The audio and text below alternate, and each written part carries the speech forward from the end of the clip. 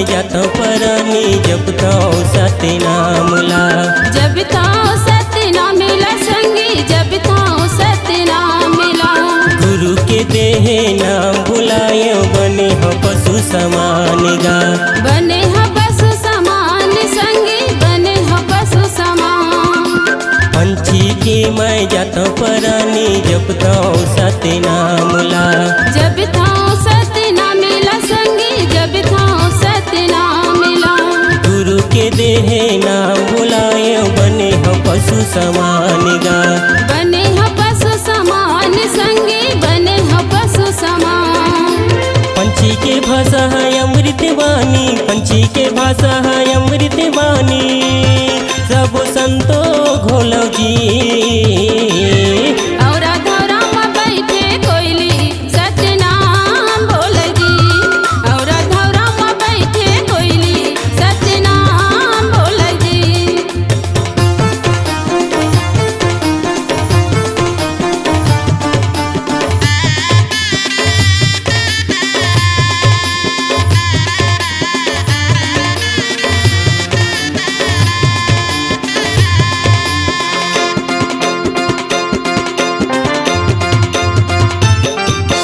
गिरधपुरी के पावन माटी में सबके लगे दरबार।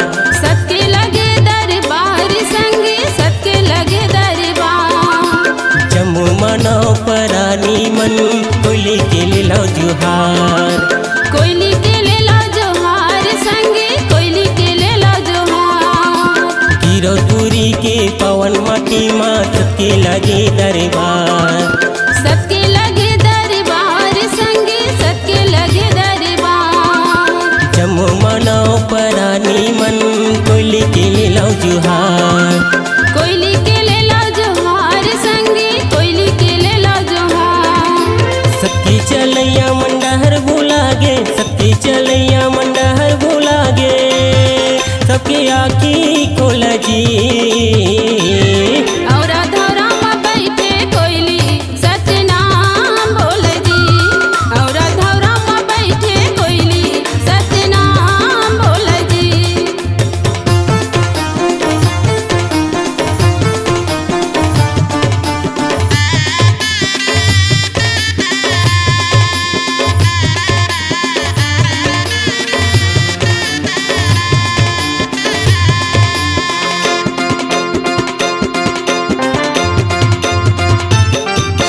जिंदगी के राहत ले दीदी भैया जपो सत्य नाम।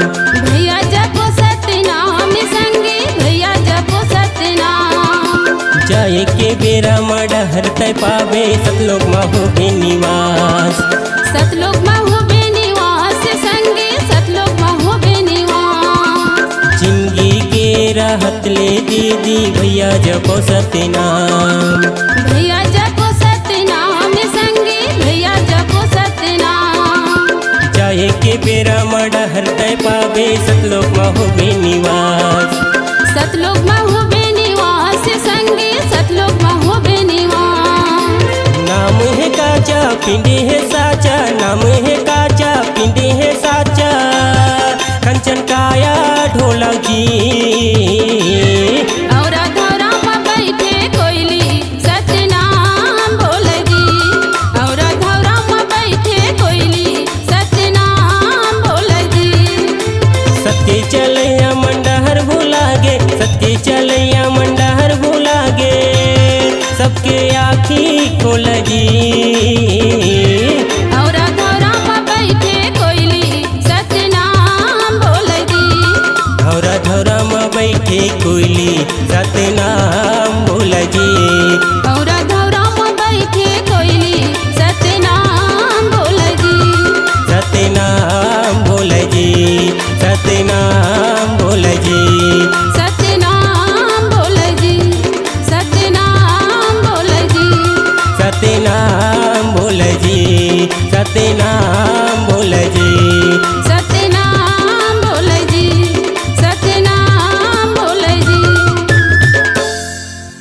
आप सुन रहे हैं प्रसिद्ध सतनाम भजन एवं लोक गायक चंदन मार्कंडे प्रीतलाल कुर्रे, अमलेश्वर पाटले और गायिका मीनू वर्मा को MP3 एल्बम होगे सतनाम के बरसा तेलासी पुरी में प्रोग्राम हेतु संपर्क करें छत्तीसगढ़ी पारंपरिक सतनाम संदेश पार्टी। फोन नंबर है 9516555710 और 9111195051।